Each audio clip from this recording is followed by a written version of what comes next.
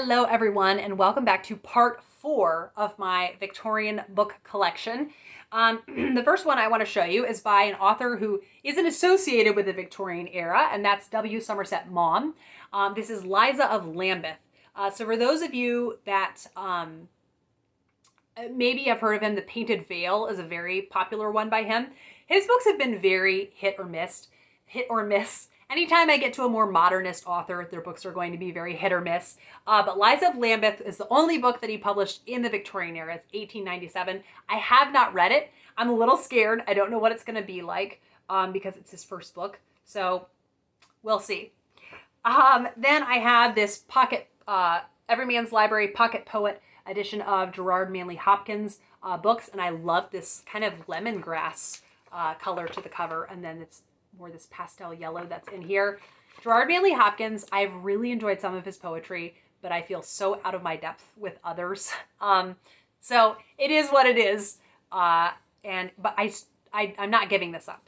Some of it is I'm not giving that edition up. And then I have the same kind of series for Alfred Lord Tennyson, and I love that Queen Victoria, her silhouette is or her profile.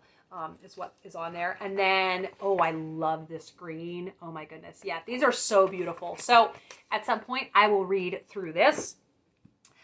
Then I have, I want to show you these books in order. So I have The Daisy Chain by Charlotte Mary Yonge. This is lower down in the ranking for me for Charlotte Mary Yonge. It just feels a lot more didactic than her other books. And I know her books are kind of always, for other readers, they're bordering on saccharine, and this is really pretty didactic at points. So I didn't connect with this as much, but I did really love the characters. So I don't think I'm ever getting rid of this. Plus, I love this. It's so floppy. And then the sequel is called The Trial. So this is a very kind of unusual looking painting, but I am definitely going to read this at some point. So yeah, it's the May family. I am curious kind of what the sequel would be like. Maybe I'll like the sequel more. I don't know. Then I have here the Virago book of Victorian ghost stories. I read this a few years ago. It took me a long time to get through it, simply because I am not a huge short story person. But there were some amazing short stories in here. So I'd say if you are interested in Victorian literature a lot and like ghost stories, this would be a really good book to pick up. I think there are used copies available online. Then I have the Selected Letters of Charlotte Bronte. Unfortunately, the more I get to know Charlotte, the more I really dislike her. Yeah, she's just really tough for me. I think she takes herself way too seriously. So at some point, I might read this. Don't feel motivated right now, but it is such a beautiful edition. Okay, the next one is The Way of All Flesh by Samuel Butler. This is one I got and then I've really been avoiding reading it because it's basically his bitter diatribe about being raised in a religious home and how oppressive it was. I don't think it's going to be very even-handed. And just because that's your experience doesn't mean you have to write off all religion. So anyhow, that being said, I asked Christy Lewis if she would be brave with me and read it too. So we will be making our way through it, hopefully in August. I think we had talked about reading it. Hopefully that will happen. It is not that long, so it's 430 pages. So the thing is, if you look at the publication date for this, when was it actually published? I think it was published after his death. I think he was too scared to have it published. Oh yeah, he died.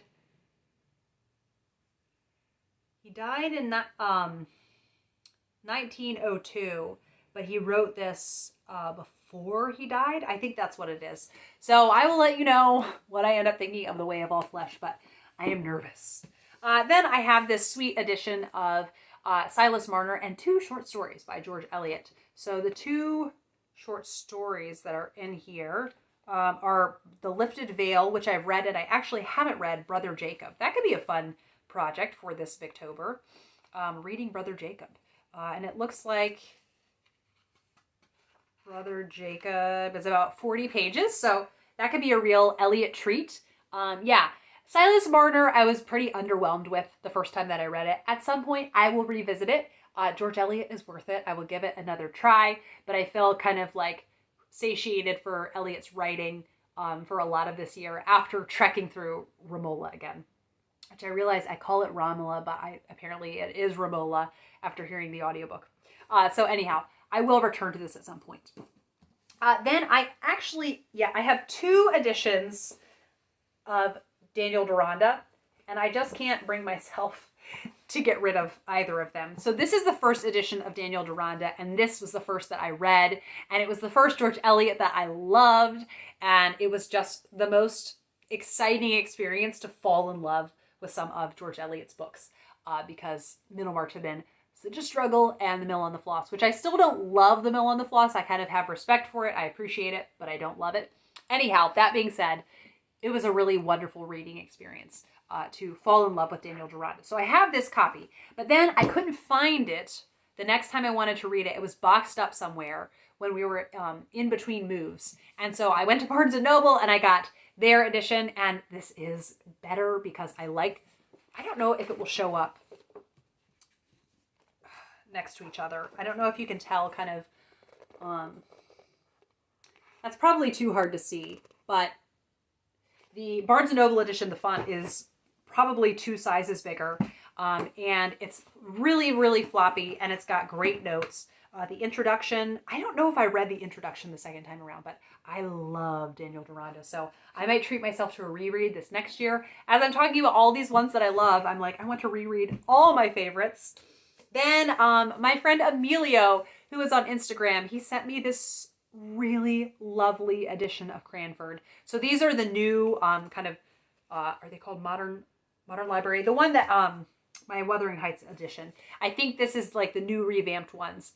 And then I love this quote, "I'll not listen to reason. Reason always means what someone else has got to say." And that quote, it is true. That's when, people say, listen to reason. The end papers are so beautiful. And then I love this cover.